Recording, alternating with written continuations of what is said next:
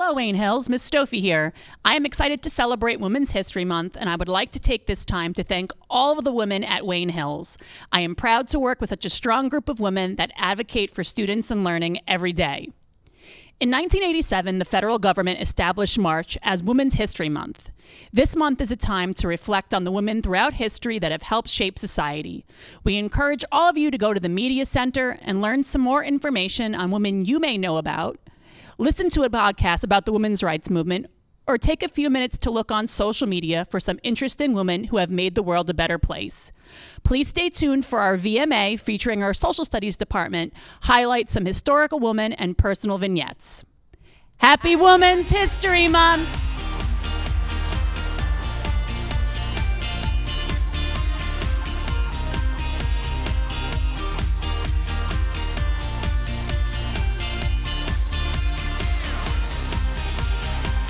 Wow, thanks ladies. Good morning, Wayne Hills. Today is March 31st. Happy Friday. We took a little pause last week, but we're glad to be back. We have such an exciting VMA for you guys and are dedicating today to honor Women's History Month. Women's History Month is every March, and the purpose of it is to honor and celebrate the vital role of women in American history. Not only do we celebrate important women in American history, but we also celebrate the women in our personal lives who have made a significant impact on each of us. Becca, who is an important female in your life that you're celebrating this year? An important female in my life is definitely my mom, because I love how courageous, loving, and kind she is to everyone. That's amazing. An important woman in my life would also be my mom. She's truly an inspiration to me, and I'm so glad to be celebrating her this month. Wow, Riya, that's great to hear. You know who else we should hear from? Who, Becca? Some of our very own Wayne Hill staff on women they are choosing to honor this month. Let's take a look. Hello everyone, it's Mrs. O'Brien here for Women's History Month. I'm going to flip the script and I'm going to start off with a woman that inspires me. She's actually not yet a woman. She is my 3-year-old daughter, Collins, and I am inspired by her because she just has so much ahead of her. Like you guys, everything is so unknown. We don't even know what professions are going to be out there, what she is going to change or can change in the future. So that's why I am mentioning her. I also had gone through, there are so many important women in history, some who are very obvious and some not so much. And I couldn't decide who to pick. And then I was reading her a bedtime story the other night, and it was from one of her favorite books, She Persisted, about women who have changed history. So I am here to read to you from the book about Claudette Colvin. As a 15-year-old riding a bus home from school in Montgomery, Alabama, Claudette Colvin was expected to give up her seat to a white woman just because she was African American. In her refusal to get up, she persisted in taking a stand for what's right, helping to inspire Rosa Parks to make the same choice 9 months later, an act many point to as the starting of the modern civil rights movement. Thank you, everyone.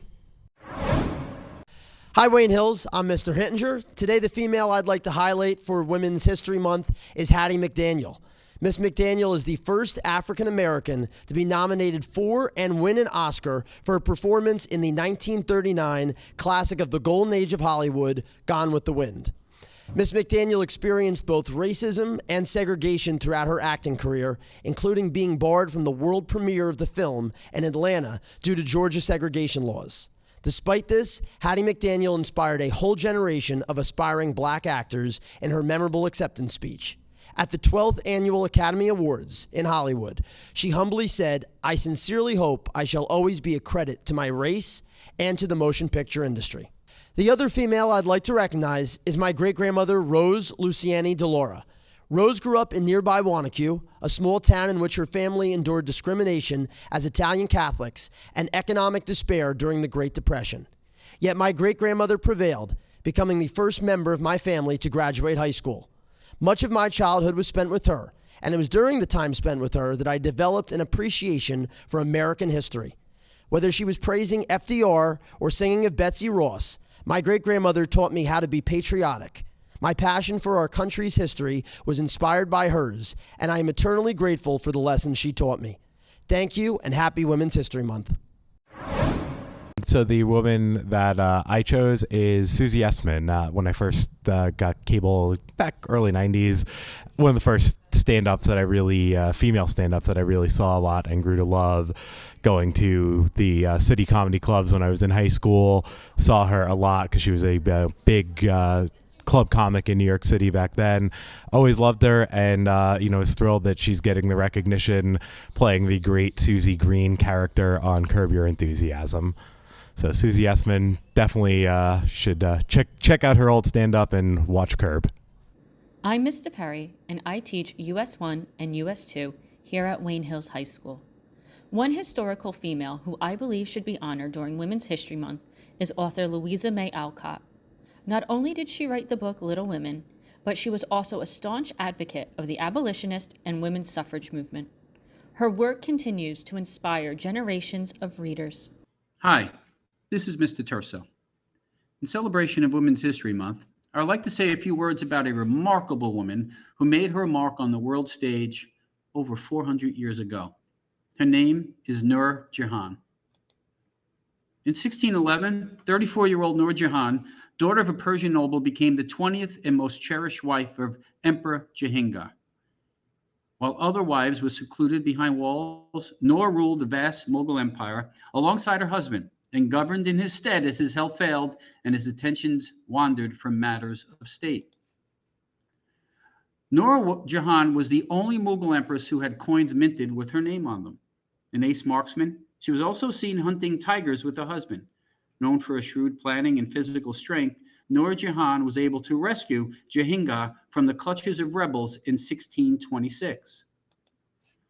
Though Nur Jahan is remembered in India as the most powerful of all Mughal women, there's more to this extraordinary woman than her political and military dexterity. She left an indelible mark on art, architecture, fashion, poetry, and cooking, an imprint so memorable that after 4 centuries, Indians still recognize their debt to her. It is in these realms that we see, read, and hear her story as she told it. Nur's legacy can be seen in the spectacular mausoleums, gardens, and mosques, or in the current fashion of women's clothing, or even in the menus of Mughal restaurants in India and the United States. Nur Jahan, truly a remarkable woman. The person who I've chosen to speak about is Betty Friedan. Betty Friedan was a women's rights activist during the 20th century. She was one of the co-founders of NOW, the National Organization of Women, but perhaps more famously, she wrote a book called The Feminine Mystique, which came out in the early 1960s. Ms. Friedan had gone to college, and upon going to one of her college reunions, she spoke to a lot of other women, and she realized that a lot of women kind of felt trapped. They felt trapped being housewives and raising children. And she realized that while there's nothing wrong with that, it was just unfortunate that a lot of women felt like that was their only option. So upon writing The Feminine Mystique, a lot of people read this book and a lot of women realized they had other options. And that's what Ms. Friedan was really talking about. The fact that women shouldn't be pigeonholed, they shouldn't be stuck just doing what society expected them to do during that era. So I think it's really important that the things that Ms. Friedan spoke about are things that women today really recognize. The idea that you can do whatever you want to do. Don't feel like you should do what society makes you do or society tells you to do. Furthermore, a woman in my life that I really think highly of is my wife. My wife is also a teacher. She used to teach here at Wayne Hills. That's where we met. And she's done a lot of different things in her career. She's worked at the high school level, at the college level. And I really admire the way she has balanced being a wife, a mom, has interests outside of work, and also being a very dedicated teacher. Hi, I'm Mrs. Horness. I'm the psych teacher here at Hills. I decided to choose Letta Hollingworth as the person I wanted to honor for Women's History Month.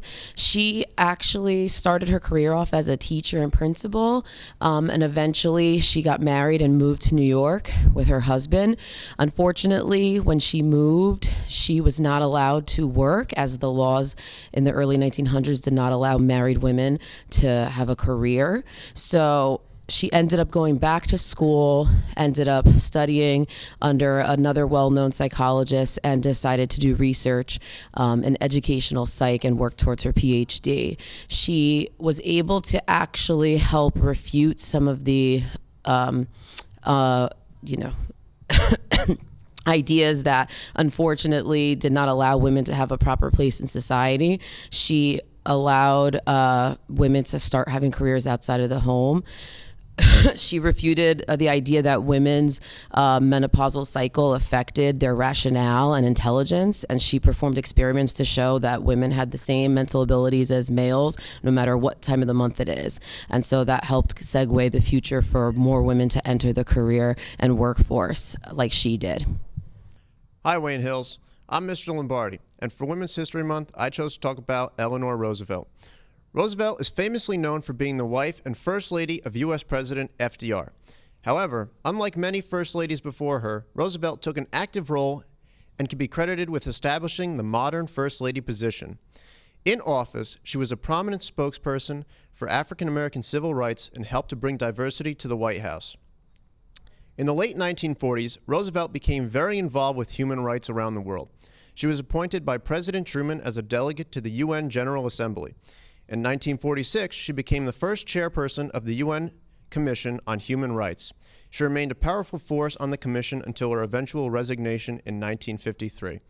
Alongside her actions on the Human Rights Commission, she also helped to establish a food and agriculture organization within the UN. Roosevelt's actions with human rights, civil rights, and much more have made her a highly prominent figure in U.S. and world history. An important woman in my life that I would like to talk about is my grandmother, Frances Cunningham. My grandmother has helped to raise me since I was very young. She is a very strong and kind woman who has greatly influenced every aspect of my life.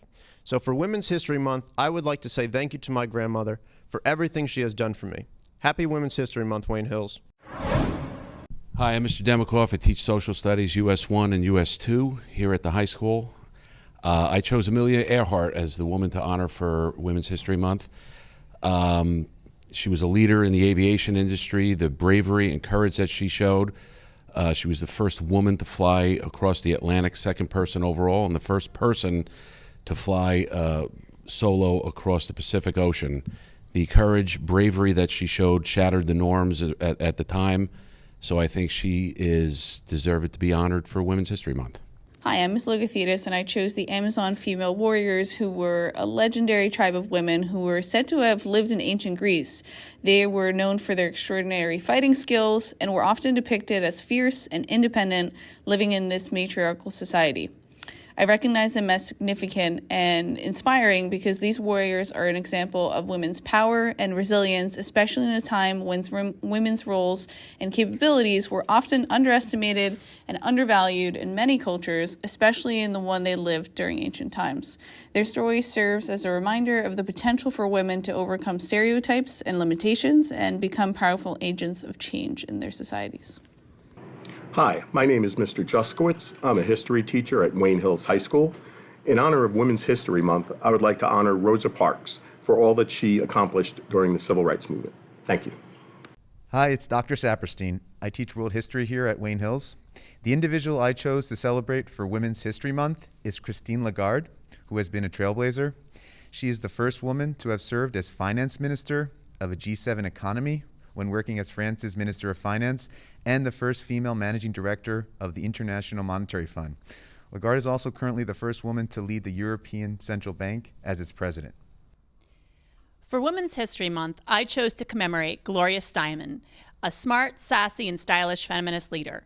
Gloria Steinem is a journalist and an activist that played an essential role in the women's liberation movement, a movement that demanded women receive equal rights and opportunities politically, economically, and socially. She was a founder of the Women's Political Caucus and also a co-founder of the feminist magazine, Ms. Ms. Steinem helped shape the minds and hearts of countless women and change the public's view on what it meant to be a feminist. Personally, I want to take the time to commemorate all of the strong female faculty members at Wayne Hills High School, and also take time to commemorate my mom, Dorothy Stovey, for teaching me that the true strength lies in being kind and warm to others. Happy Women's History Month. Wow, thank you to every teacher who shared the women they admire. It is truly amazing to hear such beautiful and inspiring stories. It really is. Continuing on with inspiring women, we have 3 special ladies from the Lantern here to share their poetry about Women's History Month. Ladies, take it away. Hi, my name is Gianna, and I'm here with Yasmin and Shreya. We are from The Lantern, and we are here to share some empowerment poems in the spirit of Women's History Month. Save your pity, for she will overcome her struggles. Her fiery gaze in the sweat, desire growing and growing by the second. She will succeed. Save your empathy, for she will succeed. Kick her down, and she will grow, stronger than ever before. Desire, desire, desire, for she will succeed. The door on 2 roads. On the edge of the stream, the robin expands his chest to valleys not yet touched. 2 roads let their cracks drop to the waters. Red paint falling out of the bottle's reach. The winds shriek, allow me an entrance to the room. And Simone our fingers beside the gate. Upon undulating marigold petals, grass stalks stand like the wall of years before, not shifted by the storm. Along the skylark's call, stories lift from the words long buried in ashes. The dust of those days in the shudders of clouds sweeping. The song breaks off the river's mouth, airy a thought of days with the serpent's coil. A shadow plays out on the cries of fading moonlight, the stiffen of tears settling to the road's cracks in rustling trickles of water. The water circling the path of 2 roads thud beneath the oak tree's barkwood. The silence now wavering until the skylark's dance expands to the clamor of those that lock. Our gaze on the fields of golden trills brushes hatred's taste to the sea's expanse. The room still in the throb of towering valleys, the door's smile widening to the onrush of robins and cardinals alike, and open in the cracks to the room's center for our feet to slip past. Pain. There is pain coursing through my veins. I struggle to get away, but I'm bound like prey. I can do nothing but sit and obey. I'm only to blame. I raised my head. No longer will we be filled with dread. No longer will we be unheard. We have finally emerged, and we will fly away like birds. Thank you so much for joining today. Let's send it back to the ladies in the studio. Those were so beautiful. And remember, if you're interested in joining the Lantern, feel free to email Mr. Summers or stop by room 215 for more information. They're always looking for new people to contribute, so I would definitely check it out. Well, Wayne Hills, that's all we have for you today. And again, happy National Women's History Month. Make sure to show all the special ladies in your life some appreciation. I know I definitely will. And on that note, got a suggestion on what should be on the next VMA? DM us on Instagram or Twitter at Wayne Hills TV. Until next time, I'm Riya Kachroo. And I'm Becca Cohen, and you just watched the video morning announcements.